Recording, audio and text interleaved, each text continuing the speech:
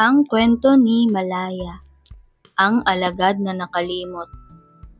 Noong unang panahon, sa isang maliit na bayan malapit sa Galilea, may isang batang babae na nagngangalang Malaya. Siya ay anak ng isang mangingisda at lumaki sa tabi ng lawa. Araw-araw ay tumutulong siya sa kanyang ama sa panghuhuli ng isda, at sa tuwing wala silang makuha, siya ang unang nagdarasal. Isang araw, dumating sa kanilang bayan si Jesus. Narinig ni Malaya ang tungkol sa kanya, na nagpapagaling ng may sakit at nagtuturo tungkol sa pag-ibig ng Diyos. Dahil sa kanyang pananabik, iniwan niya muna ang kanilang lambat at tumakbo upang makinig. Sa gitna ng napakaraming tao, narinig niya ang mga salitang, "Ang sino mang naniniwala sa akin ay hindi kailanman mauuhaw." Mula noon, hindi na nawala sa isip ni Malaya ang mga salitang iyon. Araw-araw, nagdarasal siya ng taimtim. Siya ay naging tagasunod ng mga turo ni Jesus, maawain, mapagpatawad at mapagmahal.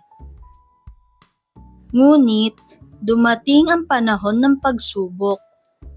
Nang marinig niya na si Jesus ay ipinako sa krus, parang gumuho ang kanyang mundo. Sa takot na maparusahan din, itinago ni Malaya ang kanyang pananampalataya. Hindi na siya nagdarasal sa harap ng iba, maging ang kanyang ama ay nagsabi, "Malaya, kalimutan mo na ang mga turo ng lalaking iyon. Wala na siya." Lumipas ang 3 araw at isang balita ang kumalat. Nabuhay si Jesus.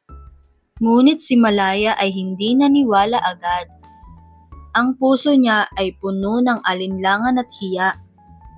Paano siya maniniwala, gayong siya mismo ay tumalikod?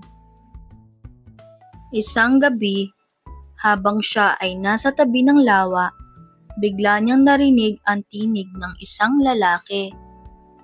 "Bakit ka umiiyak, anak?" Paglingon niya, nakita niya ang isang taong nakangiti. May sugat sa kamay, ngunit may liwanag sa muka. "Panginoon," mahina niyang sambit. At sabi ni Jesus, "Malaya, hindi kita kinalimutan kahit isang sandali."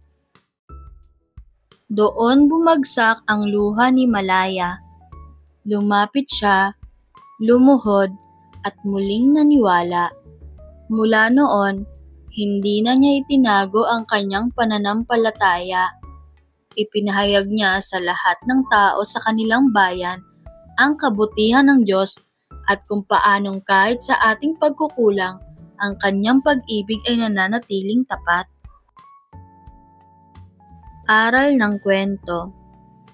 Kahit tayo ay madalas na nakakalimot sa Diyos, hindi niya tayo kailanman nakakalimutan. Ang tunay na pananampalataya ay ang muling pagbalik sa Kanya kahit ilang ulit tayong nadapa.